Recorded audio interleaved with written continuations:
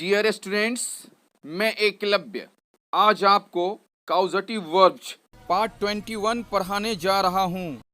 हम लोगों ने पिछले वीडियो में सेकंड टाइप स्ट्रक्चर के बाद यदि ऑब्जेक्ट या अदर वर्ड्स रहता है तो इसका अध्ययन हम लोगों ने किया था।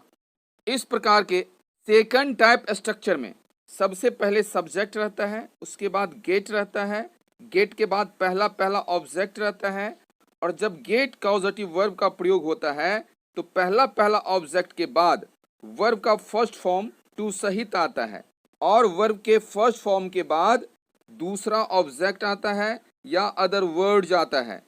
इसी प्रकार के स्ट्रक्चर में जब हम गेट के बदले हैव का प्रयोग करते हैं तो सबसे पहले सब्जेक्ट आता है, उसके बाद हैव आता है, हैव के बाद सेंटेंस का पहला पहला ऑब्जेक्ट आता है। जब काउजेटिव वर्ब हैव आता है तो उसके बाद पहला पहला ऑब्जेक्ट के बाद वर्ब का फर्स्ट फॉर्म तो आता है लेकिन बिना टू का आता है, और वर्ब के फर्स्ट फॉर्म के बाद दूसरा ऑब्जेक्ट आता है या अदर वर्ड आता है। जब हम लोग काउजेटिव वर्ब्स के हिंदी के वाक्यों का अनुवाद अंग्रेजी के सेकंड टाइप स्ट्रक्चर के आधार पर करेंगे तो एक बात आप हमेशा याद रखें, हिंदी में यदि दो दो ऑब्जेक्ट हो तो किसके साथ क्या चिन्ह लगा हो हमको हिंदी के वाक्यों में कोई फर्क नहीं पड़ता है। हिंदी में आप कोई भी ऑब्जेक्ट पहले या बाद में लिख सकते हैं, लेकिन अंग्रेजी में आप कोई भी ऑब्जेक्ट पहले नहीं लिख सकते हैं। यदि आप इंग्लिश के वाक्यों में ऑब्जेक्टों के स्थान में परिवर्तन करेंगे अर्थात ऑब्जेक्टों के स्थान में अदला बदली करेंगे तो अंग्रेजी में स्ट्रक्चर में परिवर्तन हो जाएगा। इस बात का आप ध्यान रखें। यदि हिंदी के वाक्यों में किसी एक ऑब्जेक्ट में से का चिन्ह लगा हो और उसका अर्थ के द्वारा हो या उसका अर्थ की सहायता से हो या के माध्यम से हो, के सहयोग से हो, तो उस ऑब्जेक्ट को हम लोग अंग्रेजी में सेकंड टाइप स्ट्रक्चर में पहला पहला ऑब्जेक्ट के रूप में लिखते हैं। इस बात का आप हमेशा ध्यान रखें। पिछले वीडियो में हम लोगों ने प्रेजेंट सिंपल में कुछ वाक्यों को देखा था। अब हम लोग सबसे पहले प्रेजेंट कंटिन्यूअस में कुछ वाक्यों को देखें। नंबर 1, मैं उससे आवेदन पर हस्ताक्षर करवा रहा हूं। इस वाक्य में सबसे महत्वपूर्ण बात यह है कि क्रिया के द्वितीय प्रेरणार्थक रूप का प्रयोग हुआ है, इसलिए इस वाक्य का अनुवाद हम लोग सेकंड टाइप स्ट्रक्चर के आधार पर करेंगे या थर्ड टाइप स्ट्रक्चर के आधार पर करेंगे। और दूसरी सबसे महत्वपूर्ण बात यह है कि इस सेंटेंस में सब्जेक्ट मैं के अलावा उससे एक ऐसा ऑब्जेक्ट है जिसके साथ से का चिन्ह लगा हुआ है और इस से का अर्थ के द्वारा होता है, इसीलिए इस वाक्य का अनुवाद हम लोग सेकंड टाइप स्ट्रक्चर के आधार पर करेंगे और इस उससे को पहला पहला ऑब्जेक्ट के रूप में रखेंगे। इस बात का आप ध्यान रखेंगे और सेकंड टाइप स्ट्रक्चर के आधार पर इसका अनुवाद अंग्रेजी में होगा I am getting him to sign the application या I am having him sign the application. हम लोगों ने देखा कि जब गेट के रूप का प्रयोग होता है तो वर्ब का फर्स्ट फॉर्म टू सहित आता है, और जब हैव के रूप का प्रयोग होता है तो वर्ब का फर्स्ट फॉर्म बिना टू का आता है। नंबर 2, मैं उससे उसकी योजना बदलवा रहा हूं। इस वाक्य में सबसे महत्वपूर्ण बात यह है कि क्रिया के द्वितीय प्रेरणार्थक रूप का प्रयोग हुआ है, इसलिए इस वाक्य का अनुवाद काउजेटिव वर्ब्स के सेकंड टाइप स्ट्रक्चर के आधार पर होगा या थर्ड टाइप स्ट्रक्चर के आधार पर होगा। अब हम दूसरी महत्वपूर्ण बात देखें। सब्जेक्ट मैं के अलावा उससे एक ऐसा ऑब्जेक्ट है जिसके साथ से का चिन्ह, से की विभक्ति लगी हुई है और इस से का अर्थ के द्वारा होता है, इसीलिए इस वाक्य का अनुवाद हम लोग काउजेटिव वर्ब के सेकंड टाइप स्ट्रक्चर के आधार पर करेंगे और इसका अनुवाद होगा I am getting him to change his plan या I am having him change his plan. जब हम लोग गेट का फॉर्म गेटिंग का यूज करते हैं तो वर्ब का फर्स्ट फॉर्म टू सहित आता है, और जब हम हैव के फॉर्म हैविंग का प्रयोग करते हैं तो वर्ब का फर्स्ट फॉर्म बिना टू का आता है। प्रेजेंट परफेक्ट में कुछ सेंटेंसों को देखें। नंबर 1, मैं उससे आवेदन पर हस्ताक्षर करवा चुका हूं। इस वाक्य में सबसे महत्वपूर्ण बात यह है कि क्रिया के द्वितीय प्रेरणार्थक रूप का प्रयोग हुआ है, और दूसरी सबसे महत्वपूर्ण बात यह है कि इसमें एक ऑब्जेक्ट उससे ऐसा है जिसके साथ से की विभक्ति लगी हुई है और इस से का अर्थ के द्वारा होता है। इसलिए इस वाक्य का अनुवाद हम लोग कॉजेटिव वर्ब्स के सेकंड टाइप स्ट्रक्चर के आधार पर करेंगे और इसका अनुवाद होगा I have got him to shine the application या I have had him shine the application.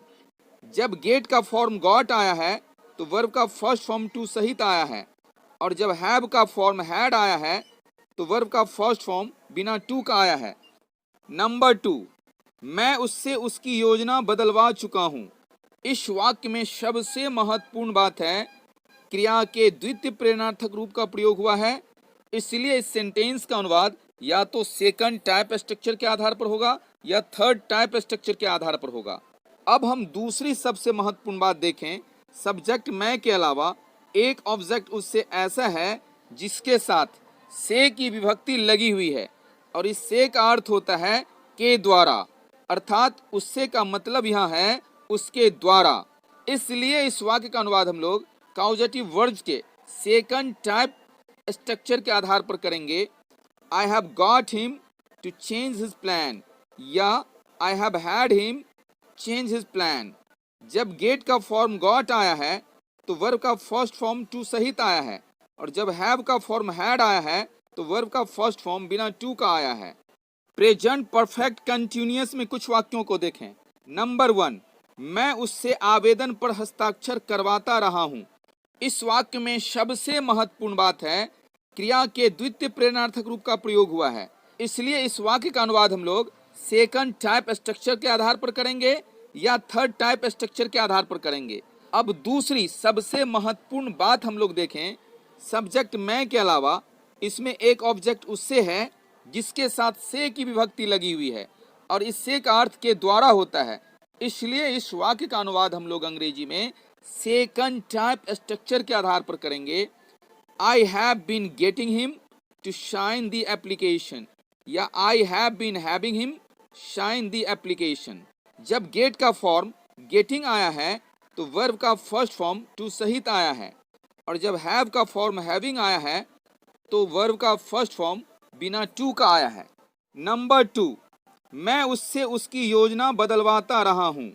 इस वाक्य में सबसे महत्वपूर्ण बात है क्रिया के द्वितीय प्रेरणार्थक रूप का प्रयोग हुआ है, इसलिए इस वाक्य का अनुवाद हम लोग कॉजेटिव वर्ब्स के सेकंड टाइप स्ट्रक्चर के आधार पर करेंगे या थर्ड टाइप स्ट्रक्चर के आधार पर करेंगे। दूसरी सबसे महत्वपूर्ण बात यह है कि सब्जेक्ट मैं के अलावा उससे एक ऐसा ऑब्जेक्ट है जिसके साथ से की विभक्ति लगी हुई है और इस से का अर्थ के द्वारा होता है, के सहायता से होता है, के सहयोग से होता है।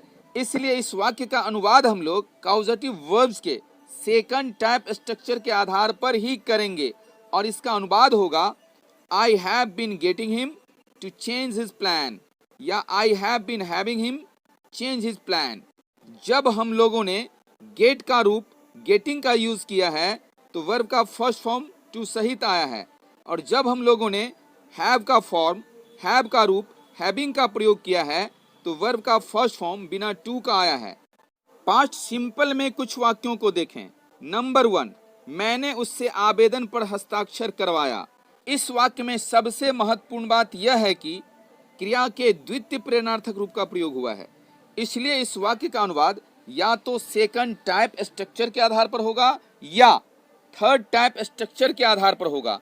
लेकिन इस वाक्य में सब्जेक्ट मैंने के अलावा उससे एक ऐसा ऑब्जेक्ट है जिसके साथ से की विभक्ति लगी हुई है, से का चिन्ह लगा हुआ है और इस से का अर्थ के द्वारा होता है, इसीलिए इस वाक्य का अनुवाद हम लोग केवल सेकंड टाइप स्ट्रक्चर के आधार पर ही कर सकते हैं। I got him to sign the application या I had him shine the application. जब गेट का रूप गॉट आया है तो वर्ब का फर्स्ट फॉर्म टू सहित आया है और जब हैव का रूप हैड आया है तो वर्ब का फर्स्ट फॉर्म बिना टू का आया है। नंबर 2, मैंने उससे उसकी योजना बदलवाई। इस वाक्य में सबसे महत्वपूर्ण बात है क्रिया के द्वितीय प्रेरणार्थक रूप का प्रयोग हुआ है और दूसरी सबसे महत्वपूर्ण बात है सब्जेक्ट मैंने के अलावा एक ऑब्जेक्ट उससे ऐसा है जिसके साथ से की विभक्ति लगी हुई है, से का चिन्ह लगा हुआ है, इसीलिए इस वाक्य का अनुवाद हम लोग अंग्रेजी में कॉजेटिव वर्ब्स के सेकंड टाइप स्ट्रक्चर के आधार पर करेंगे और उससे जो ऑब्जेक्ट है इसको हम पहला ऑब्जेक्ट अंग्रेजी में बनाएंगे और इसका अनुवाद होगा I got him to change his plan या I had him change his plan. यहाँ हम लोग देखें, जब गेट का रूप गॉट आया है तो वर्ब का फर्स्ट फॉर्म टू सहित आया है, और जब हैव का फॉर्म हैड आया है, जब हैव का रूप हैड आया है तो वर्ब का फर्स्ट फॉर्म बिना टू का आया है। और दूसरी बात, जिस ऑब्जेक्ट में से का चिन्ह लगा हुआ है वह ऑब्जेक्ट अंग्रेजी में पहला पहला ऑब्जेक्ट बनकर आया है। बाकी बचे हुए टेंसों में आप स्वयं से कुछ वाक्यों का अनुवाद करें। अब हम लोग कुछ आदेश सूचक वाक्य देखें। नंबर 1, इन विद्यार्थियों से समाज सेवा करवाओ। इस वाक्य में सबसे महत्वपूर्ण बात यह है कि क्रिया के द्वितीय प्रेरणार्थक रूप का प्रयोग हुआ है। और दूसरी बात यह है, यहाँ किसी भी इम्पेरेटिव सेंटेंस में सब्जेक्ट यू गायब रहता है, तो सब्जेक्ट यू के अलावा इसमें एक ऑब्जेक्ट ऐसा है इन विद्यार्थियों से, जिसमें से का चिन्ह लगा हुआ है और इस से का अर्थ के द्वारा होता है। यहाँ हम चाहें तो लिख सकते हैं इन विद्यार्थियों के द्वारा समाज सेवा करवाओ, यानी इस सेंटेंस में पहला पहला ऑब्जेक्ट इन विद्यार्थियों से बनेगा अंग्रेजी में। इस बात को आप याद रखें। अब हम लोग इस सेंटेंस का अनुवाद सेकंड टाइप स्ट्रक्चर के आधार पर अंग्रेजी में करते हैं। Get these students to do social service या have these students do social service. जब हम लोगों ने गेट वर्ब का यूज किया है तो वर्ब का फर्स्ट फॉर्म टू सहित आया है, और जब हम लोगों ने हैव कॉजेटिव वर्ब का यूज किया है तो वर्ब का फर्स्ट फॉर्म बिना टू का आया है। और दूसरी बात, जिस ऑब्जेक्ट के साथ से का चिन्ह लगा हुआ है वह ऑब्जेक्ट अंग्रेजी में पहला पहला ऑब्जेक्ट के रूप में आया है। नंबर 2, उससे पढ़ाई तो करवाओ। इस वाक्य में सबसे महत्वपूर्ण बात यह है कि क्रिया के द्वितीय प्रेरणार्थक रूप का प्रयोग हुआ है, और दूसरी सबसे महत्वपूर्ण बात इसमें यह है कि सब्जेक्ट यू छिपा हुआ है, यानी यह सेंटेंस इंपेरेटिव सेंटेंस है, कमांड है, ऑर्डर है, और इसमें एक ऑब्जेक्ट उससे ऐसा है जिसके साथ से की विभक्ति लगी हुई है और इससे का अर्थ के द्वारा होता है। इसीलिए इस वाक्य का अनुवाद हम लोग सेकंड टाइप स्ट्रक्चर के आधार पर करेंगे और मन में सोचेंगे कि यू जो है यहाँ छिपा हुआ है। यू को ध्यान में रखते हुए आप इस सेंटेंस का अनुवाद प्रेजेंट सिंपल में ही करें। टू हैव हिम स्टडी या to get him to study. एक बात और यहाँ ध्यान दें, जब हैव कॉजेटिव वर्ब आया है तो वर्ब का फर्स्ट फॉर्म बिना टू का आया है, और जब गेट कॉजेटिव वर्ब आया है तो वर्ब का फर्स्ट फॉर्म टू सहित आया है। एक तीसरी बात भी यहाँ ध्यान दें, यदि हिंदी के सेंटेंस में तो नहीं होता, यह तो जो है नहीं होता, तो हम इस सेंटेंस में डू का प्रयोग नहीं करते। यदि यह सेंटेंस होता उससे पढ़ाई करवाओ, तो इस सेंटेंस का अनुवाद होता हैव हिम स्टडी या गेट हिम टू स्टडी। एक बात आप अच्छी तरह याद रखें, यहाँ हिंदी के वाक्य में तो लगा हुआ है जो वाक्य को बहुत जोरदार बनाता है। अंग्रेजी के वाक्यों में हम डू लगाकर वाक्य को जोरदार बनाते हैं। नंबर 3, उससे यह काम तो करवाओ। इस वाक्य में तो लगकर वाक्य को जोरदार बना रहा है और इस तो का अनुवाद डू होता है, इस बात को आप ध्यान रखें। अब हम क्या करें, इस वाक्य में यह मानकर चलें कि तो नहीं है और इस वाक्य में तुम लगा हुआ है, तो हिंदी में यह वाक्य हो जाएगा तुम उससे यह काम करवाते हो। और प्रेजेंट सिंपल में इस वाक्य को बनाएं, उसमें से यू क्या करें, हटा दें और अपने मन से एक डू शुरू में जोड़ दें। अब हम लोग इस सेंटेंस का अनुवाद सेकंड टाइप स्ट्रक्चर के आधार पर अंग्रेजी में करते हैं। To have him do this work, to get him to do this work. अभ्यास के लिए कुछ वाक्य देखें। आगे हम लोग जितने भी वाक्यों का अंग्रेजी में अनुवाद करेंगे उसमें एक बात होगी ही, क्रिया के द्वितीय प्रेरणार्थक रूप का प्रयोग हुआ होगा, और दूसरी सबसे महत्वपूर्ण बात यह होगी ही कि कि उसमें एक ऑब्जेक्ट ऐसा होगा जिसके साथ से का चिन्ह लगा हुआ होगा और उसका अर्थ के द्वारा होगा, और उस ऑब्जेक्ट को अंग्रेजी में हम पहला ऑब्जेक्ट बनाएंगे जिसमें से का चिन्ह लगा हुआ हो या से की विभक्ति लगी हुई हो और उसका अर्थ के द्वारा हो। इस बात का आप हमेशा ध्यान रखेंगे। तो चलिए हम लोग पहला सेंटेंस देखते हैं। मैं तुमसे अपनी गलती महसूस करवाऊंगा। इस वाक्य का अंग्रेजी में सेकंड टाइप स्ट्रक्चर के आधार पर अनुवाद होगा I shall have you realise your mistake या I shall have you feel your mistake. इस वाक्य में देखें, जब हैव आया है तो वर्ब का फर्स्ट फॉर्म बिना टू का आया है। जब हैव आया है तो वर्ब का फर्स्ट फॉर्म बिना टू का आया है। आप हैव के जगह पर गेट रखकर भी अनुवाद करें।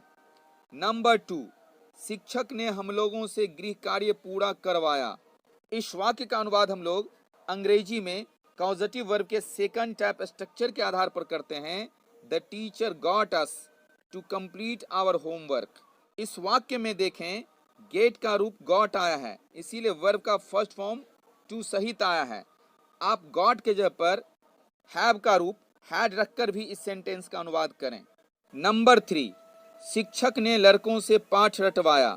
इसका अनुवाद अंग्रेजी में होता है the teacher had the boys memorise the lesson.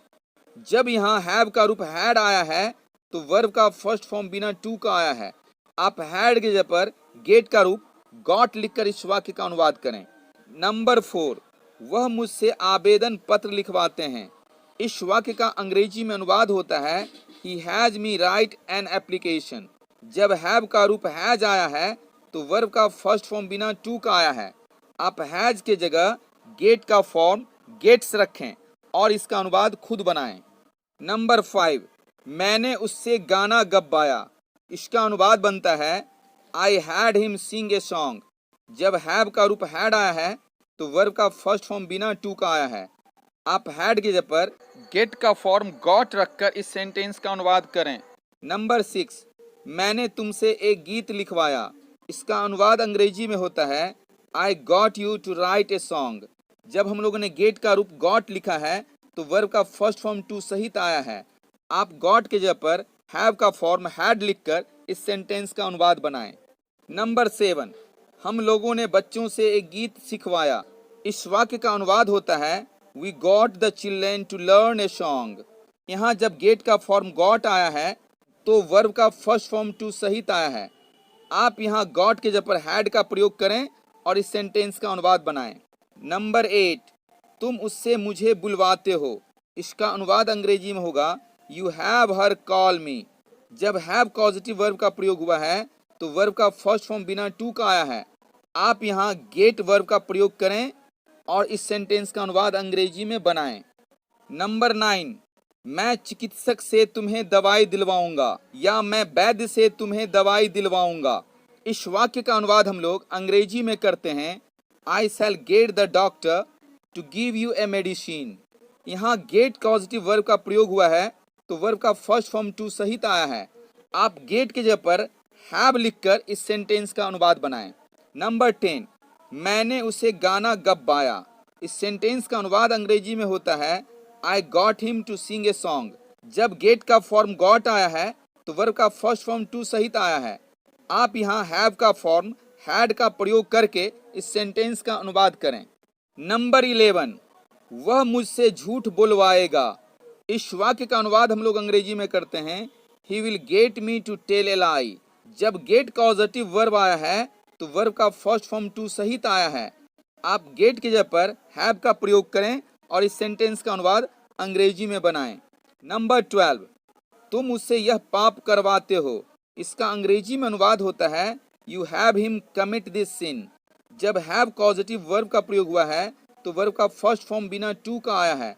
आप हैव के जगह गेट का प्रयोग करके इस सेंटेंस का अनुवाद अंग्रेजी में बनाएं। नंबर 13, तुम उससे रस्सी कुदवा रहे थे। इस वाक्य का अनुवाद अंग्रेजी में होता है you are getting her skip. जब गेट का फॉर्म गेटिंग आया है तो वर्ब का फर्स्ट फॉर्म बिना टू का आया है। आप गेटिंग के जगह पर हैव का रूप हैविंग लिखकर इस सेंटेंस का अनुवाद अंग्रेजी में बनाएं। नंबर 14, तुम उससे खाना बनवाते रहोगे। इस सेंटेंस का अनुवाद अंग्रेजी में होगा you will be having him cook food.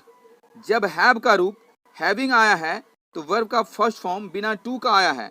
आप हैविंग के जगह पर गेट का फॉर्म गेटिंग लिखकर इस सेंटेंस का अनुवाद अंग्रेजी में बनाएं। नंबर 15, मैं छात्रों से कठिन मेहनत करवा रहा था। इस वाक्य का अनुवाद अंग्रेजी में होता है I was having students labour hard. जब हैव का फॉर्म हैविंग आया है तो वर्ब का फर्स्ट फॉर्म बिना टू का आया है। आप हैविंग के जगह पर गेट का फॉर्म गेटिंग लिखकर इस सेंटेंस का अनुवाद अंग्रेजी में बनाएं। नंबर 16, वह तुमसे जुआ खिलवा चुका था। इस सेंटेंस का अंग्रेजी में अनुवाद होता है ही हैड यू गैम्बल। जब हैव का फॉर्म हैड आया है तो वर्ब का फर्स्ट फॉर्म बिना टू का आया है। आप हैड के जगह पर गेट का फॉर्म गॉट लिखकर इस सेंटेंस का अनुवाद अंग्रेजी में बनाएं। 17, शिक्षक तुमसे उठक बैठक करवा चुके थे।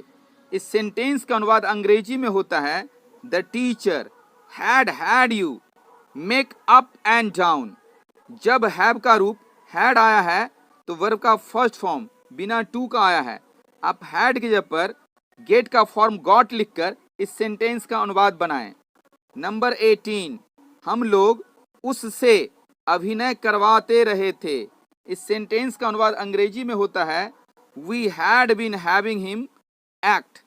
यहाँ हैव का फॉर्म हैविंग आया है तो वर्ब का फर्स्ट फॉर्म बिना टू का आया है। आप हैविंग के जगह पर गेट का फॉर्म गेटिंग लिखकर इस सेंटेंस का अनुवाद अंग्रेजी में बनाएं। 19, वह तुमसे भीख मंगवाता रहा था। इस सेंटेंस का अनुवाद अंग्रेजी में हम लोग करते हैं he had been having you beg. 20, तुम उससे सुबह से अभिनय करवा रहे थे। इस सेंटेंस का अनुवाद अंग्रेजी में होता है you had been having him act since morning. 21, वह मुझसे नकल करवाएगा। इस वाक्य का अनुवाद अंग्रेजी में होता है he will have me imitate. जब हैव का प्रयोग हुआ है तो वर्ब का फर्स्ट फॉर्म बिना टू का आया है। आप हैव के जगह पर गेट का प्रयोग करके इस सेंटेंस का अनुवाद करें। 22, तुम उससे झाड़ू लगवाते हुए रहोगे। इस सेंटेंस का अनुवाद होता है you will have been having him sweep या you will have been getting him to sweep. 23, मैंने यह तस्वीर किरण से बनवाई। इस वाक्य का अनुवाद अंग्रेजी में होता है I got Kiran to draw this picture. 24, अफसर ने तुमसे अपनी गाड़ी चलवाई। इस सेंटेंस का अनुवाद अंग्रेजी में होता है the officer had you drive his car. 25, उन्होंने तुमसे एक गीत गवाया।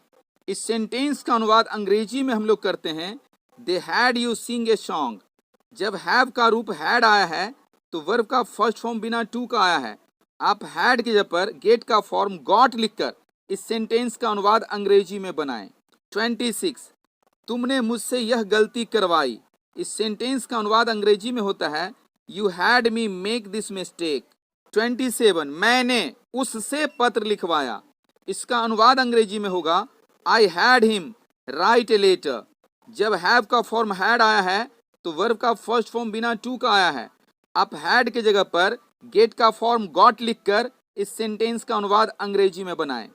28, क्या उसने तुमसे पत्र लिखवाया। इस सेंटेंस का अंग्रेजी में अनुवाद होता है did he have you write a letter. 29, शिक्षक ने लड़कों से पाठ रटवाया। इस सेंटेंस का अनुवाद अंग्रेजी में होता है the teacher had the boys memorise the lessons. जब हैव का फॉर्म हैड आया है तो वर्ब का फर्स्ट फॉर्म बिना टू का आया है। आप हैड के जगह पर गेट का फॉर्म गॉट लिखकर इस सेंटेंस का अनुवाद अंग्रेजी में बनाएं। 30, तुम उससे बर्तन साफ करवा रहे थे। इस सेंटेंस का अनुवाद अंग्रेजी में होता है you were having him wash utensils. 31, तुम उससे अपराध करवा चुके थे। इस सेंटेंस का अनुवाद अंग्रेजी में देखें you had him commit a crime. जब हैव का रूप हैड आया है तो वर्ब का फर्स्ट फॉर्म बिना टू का आया है। आप हैड के जगह पर गेट का फॉर्म गॉट लिखकर इस सेंटेंस का अनुवाद अंग्रेजी में करें। 32, लोग दुकानदार से उसकी गलती महसूस करवा चुके थे। इस सेंटेंस का अनुवाद अंग्रेजी में होता है people had had the shopkeeper feel his mistake. 33 मैं यह काम अपने नौकर से करवा लूंगा। इस वाक्य का अनुवाद देखें अंग्रेजी में I shall get my servant to do this work या I shall have my servant do this work. 34 मैं यह पुस्तक उससे लिखवाऊंगा। इसका अनुवाद अंग्रेजी में होता है I shall get him to write this book या I shall have him write this book. 35 तुम उन लोगों से क्रिकेट खिलवाओगे। इस वाक्य का अनुवाद अंग्रेजी में होता है you will have them play cricket. जब हैव कॉजेटिव वर्ब आया है तो वर्ब का फर्स्ट फॉर्म बिना टू का आया है। आप हैव के जगह पर गेट लिखकर इस सेंटेंस का अनुवाद अंग्रेजी में करें। 36 मैं उन लोगों से नारे लगवाऊंगा। इस वाक्य का अनुवाद अंग्रेजी में होता है I shall have them shout slogans. 37 तुम उससे तस्वीर बनवाते रहोगे। इस वाक्य का अनुवाद अंग्रेजी में होता है you will be having him draw a picture या you will be getting him to draw a picture. 38 वह तुमसे चटनी पिसवाती रहेगी। इसका अनुवाद अंग्रेजी में होता है she will be having you grind sauce. 39 मैं मंत्री जी से पत्र लिखवा सकता था। इसका अंग्रेजी में अनुवाद होता है I could have got the minister to write a letter या I could have had the minister write a letter. 40 वह यह काम लड़कों से करवा सकता था। इसका अंग्रेजी में अनुवाद होता है he could have got the boys to do this work या he could have had the boys do this work। 41 मैंने उससे 10 रुपये दिलवाए। इसका अनुवाद अंग्रेजी में होता है I got him to pay 10 rupees। जब गेट का रूप गॉट आया है तो वर्ब का फर्स्ट फॉर्म टू सहित आया है। आप गॉट के जगह पर हैव का रूप हैड लिखकर इस सेंटेंस का अनुवाद अंग्रेजी में बनाएं। 42 लड़कों ने अतिथियों से व्याख्यान दिलवाया। इस सेंटेंस का अनुवाद अंग्रेजी में होता है the boys got the guest to deliver a lecture. 43 मुझे सीता से पत्र लिखवाने की अनुमति दी जाए। इसका अनुवाद अंग्रेजी में होता है I may be permitted to get Sita to write a letter या I may be allowed to get Sita to write a letter या I may be permitted to have Sita write a letter या I may be allowed to have Sita write a letter. 44 उससे यह पत्र लिखवाओ। इस sentence का अनुवाद होता है get him to write this letter या have him write this letter. प्रिय छात्रों, मुझे पूरा विश्वास है कि आप लोग कॉजेटिव वर्ब्स के सेकंड टाइप स्ट्रक्चर के बारे में खूब अच्छी तरह समझ गए होंगे कि हम हिंदी के किस प्रकार के वाक्यों का, हम हिंदी के किन किन प्रकार के वाक्यों का अंग्रेजी में अनुवाद सेकंड टाइप स्ट्रक्चर के आधार पर कर सकते हैं या करेंगे। यदि आपको मेरा यह वीडियो अच्छा लगा हो तो आप एक लाइक ज़रूर कर दें। मेरे चैनल को अवश्य ही सब्सक्राइब कर लें।